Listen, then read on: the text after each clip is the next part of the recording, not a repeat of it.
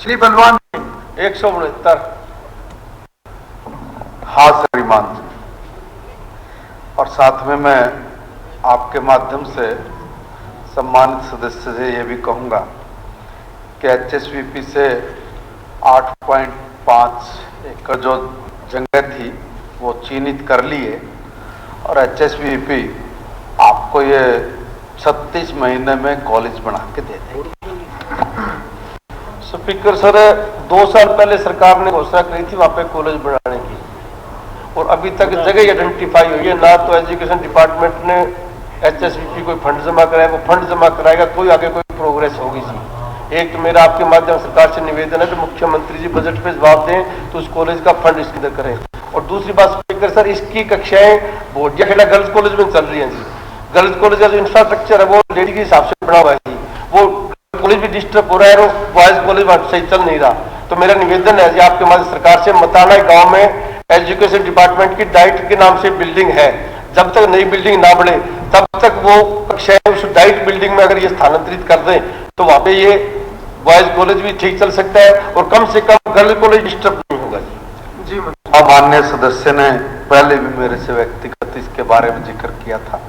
मैंने उसी दिन अधिकारियों से इस पर चर्चा की थी और मैं विश्वास दिलाता हूं कि सेशन के बाद जब आप नेक्स्ट सोमवार मंगलवार को आओगे तब आपको बुला के अधिकारी जो आप कह रहे हैं, मैंने कहा था आप विजिट भी करनी है तो वो आपके साथ जाके विजिट भी करेंगे। अगर पॉसिबिलिटी होगी तो वहां पे हम लोग क्लासेस लगवाने का काम भी शुरू करेंगे।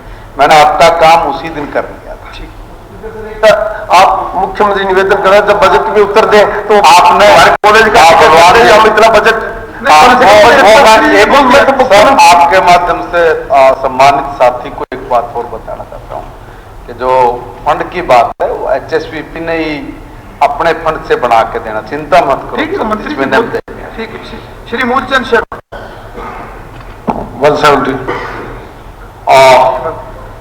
सर, हमारे साथी की चिंता बिल्कुल जायज है और इसमें सर मैं ये बताना चाहूंगा कि 9 एकड़ जमीन थी, 2020-21 में कार्रवाई हुई तो 2 एकड़ जमीन से कब्जा मुक्त करा गया। अभी 7 किले पे बचा हुआ है, 7 एकड़ पे बचा हुआ है और 7 एकड़ पे भी 12-13 बार कार्रवाई हुई है और उसमें से कुछ जमीन खाली हुई है मगर एक 5 एकड़ के आसपास में सलम का वहां पर अभी भी कब्जा बना हुआ है। और मैं माननीय सदस्य से कहूंगा कि इसमें आप मदद कराएं और मैं ये कहूं कि हम इसको 2 महीने में खाली करवाए देंगे जिम्मेवारी के साथ। अगर कहूं तो उसमें एक निवेदन साथ में मैं ये भी कहूंगा कि जब खाली करने के लिए जाते तो अपने ही लोग कहीं ना कहीं उसमें रोकने की और वो मानवता को ध्यान में रखते हुए, जगह को ध्यान में रखते हुए कई बार परिस्थितियां ऐसी बन जाती कि एक दूसरे उसको फोन वोन करके कह देते कि रुक जाओ थोड़े दिन और कर लो। मैं सम्मानित सदस्यों से कहूंगा कि थोड़ा फोन पान आप ना करें, 2 महीने में इसको उठवा देंगे। आपसे सहयोग मैं आपके माध्यम से एक बात कहना चाहता हूं कि जो सेक्टर 2, 64, 65 ये सेक्टर है, आज 1.25 लाख रुपए का जमीन है और जमीन के बारे में तब जानकारी लगी जब परिवारों में विवाद हुआ। अधिकारियों को तो ये नहीं पता जो एसडीओ तोड़फोड़ के जो लगे हुए हैं और जिनको जमीन हमारी है नहीं है, जो एक्वायरमेंट 1992 में हो चुकी थी उसके बाद कंस्ट्रक्शन कर ली। जब भाइयों में बंटवारे की बात आई, भाइयों ने कहा जब एचएसवीपी को कंप्लेंट करी ये आपकी जमीन है 1.5 एकड़। मैं आपके माध्यम से कहना चाहता हूं मैं 2 एकड़ जमीन पहले का है और कभी अध्यक्ष जी मैं सरकारी जमीन के लिए कभी फोन नहीं करता, कभी जीवन में ना करूंगा ना सर करूं कि जो सरकारी प्रॉपर्टी हम चाहते हैं कोई थाना बने, फायर स्टेशन बने, कोई समुदाय भवन बने, कोई लोगों के लिए बिजली का एसडी ऑफिस बने।